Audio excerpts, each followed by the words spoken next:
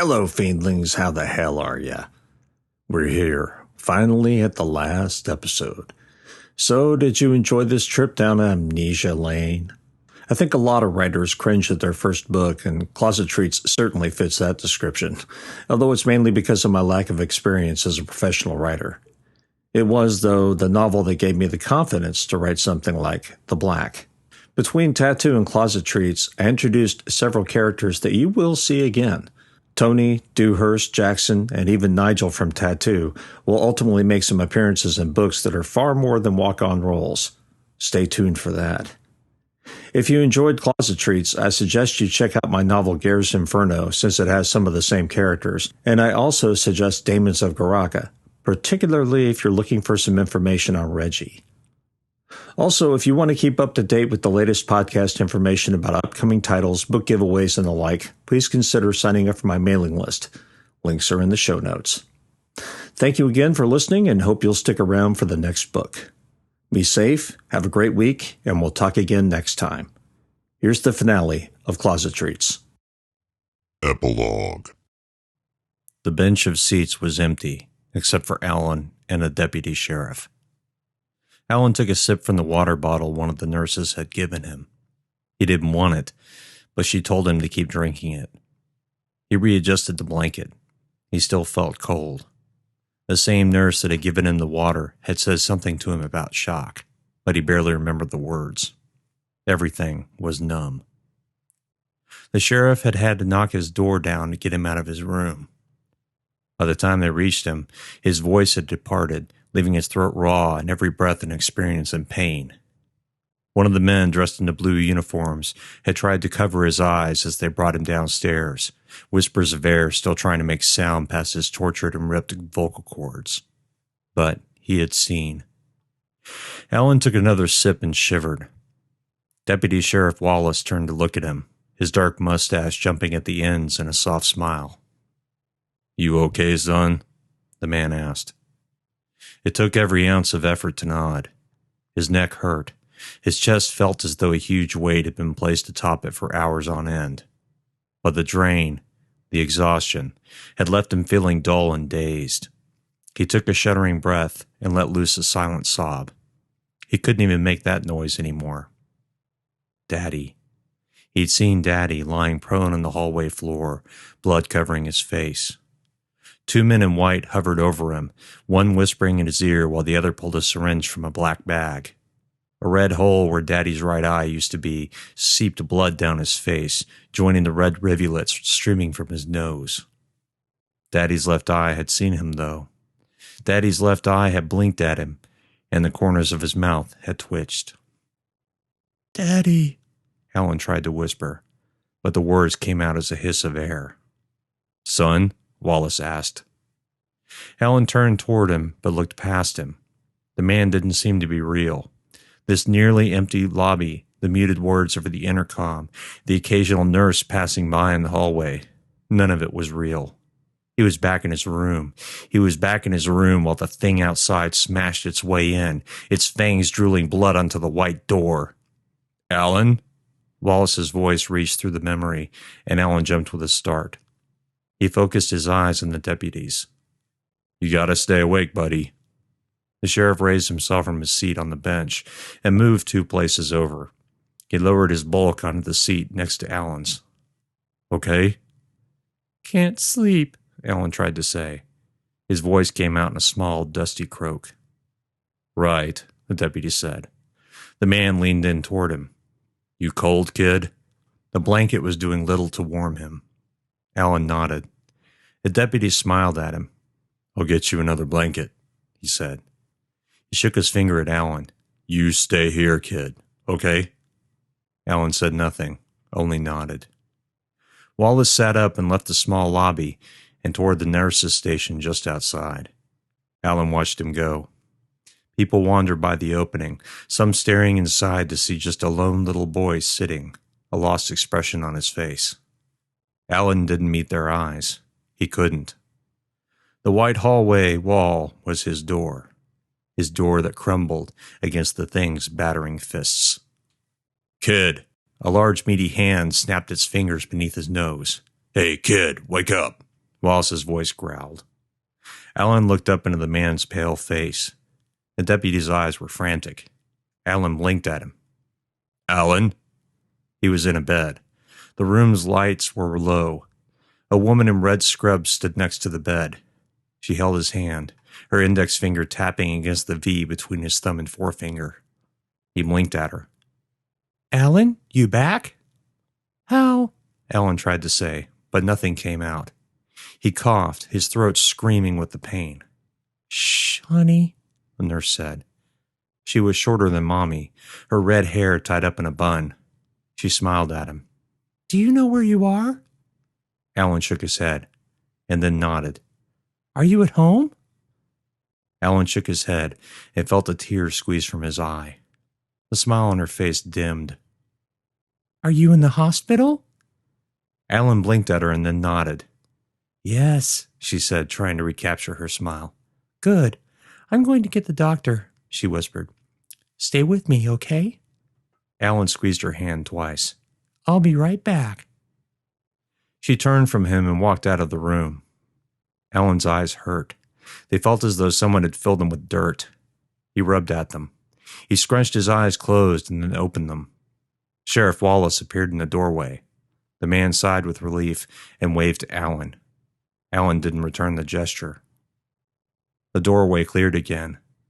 Daddy's ruined face, the empty eye socket streaming blood, his broken and crunched nose, the awkward angle of his previously unbroken arm, the deep slashes through his clothes all up and down his chest. A light shined in his eyes. Alan? Alan blinked. Okay, good, a voice said. The penlight moved away from him. His eyes struggled to readjust from the bright light. A man older than Daddy hunched over his bed, salt and pepper hair shining beneath the bright fluorescence. I'm Dr. Moody, the man said. He placed the penlight back in the front pocket of his white lab coat. Do you know where you are? Yes, Alan said. His voice had finally returned a little, but his throat still burned with the effort. I'm at the hospital, he said in a husky whisper. Moody smiled. Excellent, the man said in a squeaky voice. Where's my daddy? Alan asked. The man's smile faltered. He lowered his eyes for a moment, cleared his throat, and then returned Alan's stare. Your father is in surgery, Alan. He cleared his throat again. The gentle smile on his face had faded into a flat line. Your father needs you to help him. How? Alan asked. I need to know what happened, Alan. Alan felt a shudder go through him. The ice cream man. The thing. The yellow eyes with their fiery pupils. Stay with me, Alan, the doctor said. He snapped his eyes back to the doctor's. Moody nodded to him. Good. Can you tell me what happened? The bad man, Alan said after a deep breath. The ice cream man got Daddy. The words came out in a breathy rush that set his throat back on fire. The bad man. Alan's voice drifted off. Fingers snapped in front of his face. Alan looked up. The doctor's face peered at him. Alan, you're having seizures. Just like Daddy? The doctor frowned. Yes, like Daddy. Who hurt your daddy? The ice cream man hurt Daddy. Alan? Moody said, leaning in so close the end of his nose nearly touching Alan's. Your daddy is very sick. Something poisoned him. The ice cream man poisoned Daddy. Moody pulled back a little. He exchanged a glance with the nurse and then stared back at Alan. The smile on his face was somewhat forced. Did the ice cream man smell bad? Did he? The ice cream man eats little children, Alan said. A tear made its way from his eye, but he didn't know why. He didn't feel anything anymore. He told me he eats little kids like me. Moody shook his head, stuttering. He smells bad, bad, bad. The room was dark. Alan had drifted off, drifted away until his mother's screams brought him awake, shivering and crying. He'd wet the bed. Outside in the hall, he heard distant conversation, shoes on tile, and the sound of squeaky wheels. There was another sound, too, a scratching. Hello? Alan raised his head. A pair of yellow eyes winked at him from the foot of the bed, their centers burning like fire.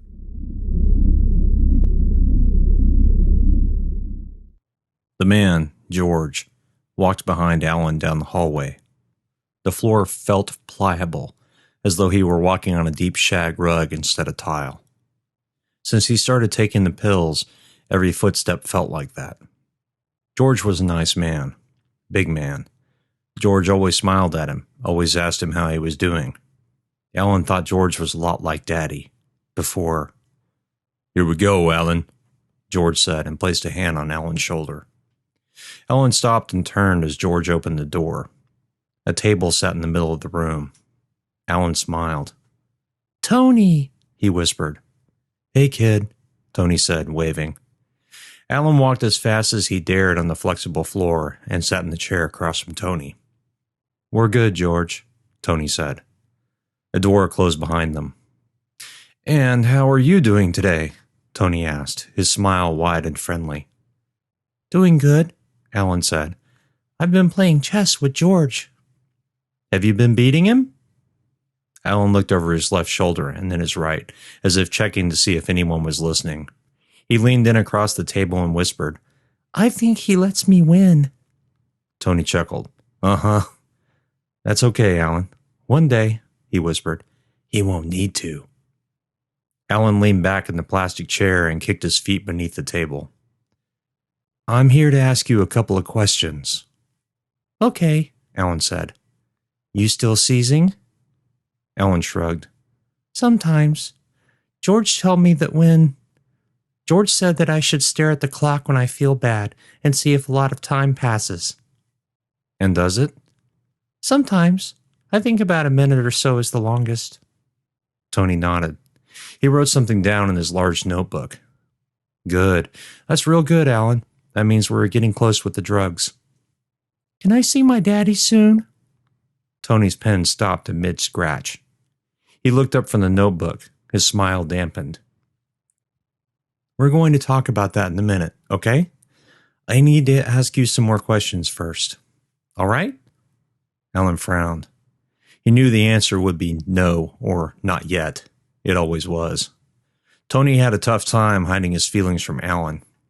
Alan didn't know why this was, but he could almost feel the man talking to him, and he felt as though he could sometimes hear what Tony was saying before he said it. "Okay," Alan whispered. "Good," Tony said. "George and the others say you're not sleeping very well." Tony tapped the pen against the notebook. "Eyes?" Always the yellow eyes, the burning centers. Always staring into the eyes, losing himself in them like they are a whirlpool pulling him down and down and down. "Alan?" "What?" Tony looked down at his watch. 20 seconds that time, Alan. Do you remember what I asked you?" Alan nodded. "It's him." "I'm not going to say his name, Alan. I know that upsets you.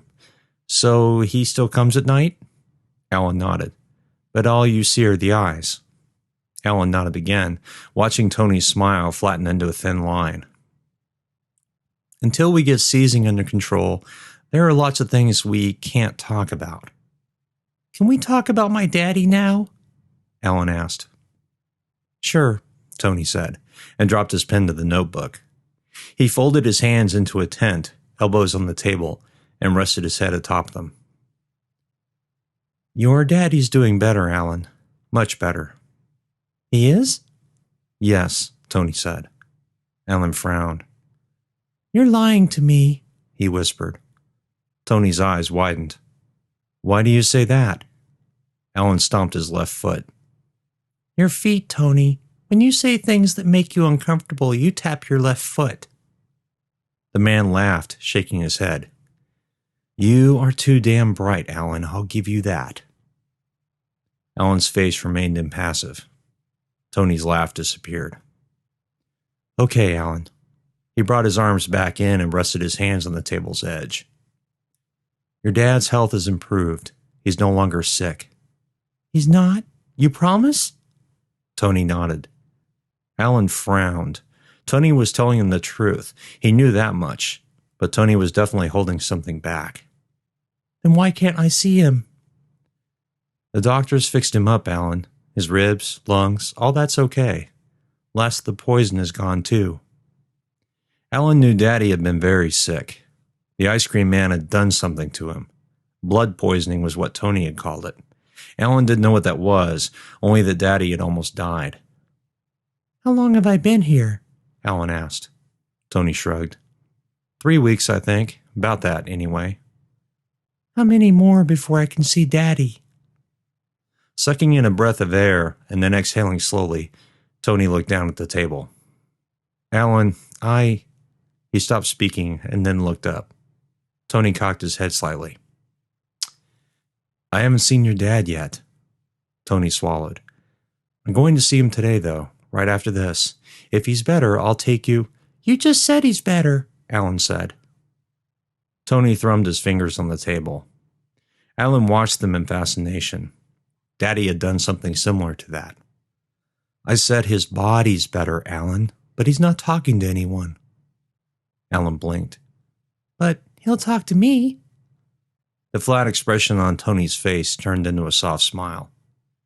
He might, Alan, he might. But let me see him first, and then we'll know. I know. Alan wiped at his eyes. I know Mommy's gone. She's not coming back, Alan whispered. Tony said nothing. But I want Daddy. Alan wiped away another tear. I want to see my Daddy. I know, Alan, Tony said. He reached his hand across the table and touched Alan's. I know, and I want that too. Alan nodded. Tony was sad. Tony was always sad when he came to see Alan. He wanted Alan to get better. He wanted Daddy to get better. He wanted Mommy to still be alive. I think I want to go back to my room, Alan said. I feel very sleepy. Okay, Alan, Tony said. He patted the boy's hand. Okay. Tony stood up and placed his notebook inside a battered leather valise. I'll see you soon, okay? Alan met his eyes. Tony? Yes, Alan? What is he? Tony blinked at him, looking confused. What is the ice cream man? Tony swallowed hard. His voice cracked and he cleared his throat. We don't know, Alan, but I promise he's never going to bother you again. Or Daddy? Tony smiled. Or Daddy.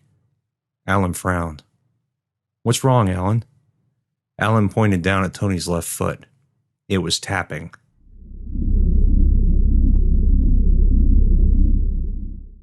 He swam in darkness for days, poison streaming through his blood. Each short period of consciousness was filled with pain and confusion. The bright lights, the constant beep of a heart monitor, followed by distant screams and the inevitable rush of cold, liquid sleep. He was haunted by dreams of the closet man, dreams of the grubby man, dreams of the ice cream man, dreams where a severed head rolled to a stop in front of him and opened its eyes. Sometimes it was Alan's head, sometimes Carolyn's, and sometimes it was his own. The lips always moved in those dreams, speaking words he couldn't hear. Regardless of whose head came flying at him in the hallway and what words it tried to speak, the dream always ended with the thing, the fiend, standing over him and groaning in pain. In these dreams, Trey always smiled. Alan was still alive and safe. The periods of consciousness finally grew longer, the dreams beginning to fade. He knew people came to see him, Dewhurst, Kincaid, nameless doctors and nurses. They would sit next to him in a plastic chair, ask him questions he didn't understand. Through his remaining eye, they looked out of focus, somehow not real. Trey couldn't wait for them to leave, to stop their questions, and let him doze through the day. When Tony Downs showed up, things were different. The questions he asked echoed in Trey's mind, bouncing around until he was finally able to grasp them firmly in his mental hands. What did it look like? Trey didn't speak, didn't try to form words. His only answer was an image, the thing standing above him, its long nose dripping with blood, puffed out scaly flesh, the yellow rings of its eyes barely discernible in the sea of crimson. How did you make it go away? The knife, the cleaver buried to the hilt in the middle of its back, black ichor washing down. Did you hurt it? Only a sound, a groan, an inhuman wail of pain. Where are you? Where are you? He couldn't speak, couldn't find his voice, only think the answers. I'm safe, he thought. He can't get me here. You're hiding, Tony's voice bounced in his head. I'm safe here. Alan's safe here. Carolyn's safe here. Carolyn sat on the couch with him, her arms wrapped loosely around his neck. Alan was on the floor, racing his Koopa through the Mario Kart tracks, giggling while he did it. Trey smiled. Here was safe. Here was home. Tony's voice faded away. Trey didn't want to listen anymore. He didn't want to hear, didn't want to see. He was safe now, and nothing else mattered.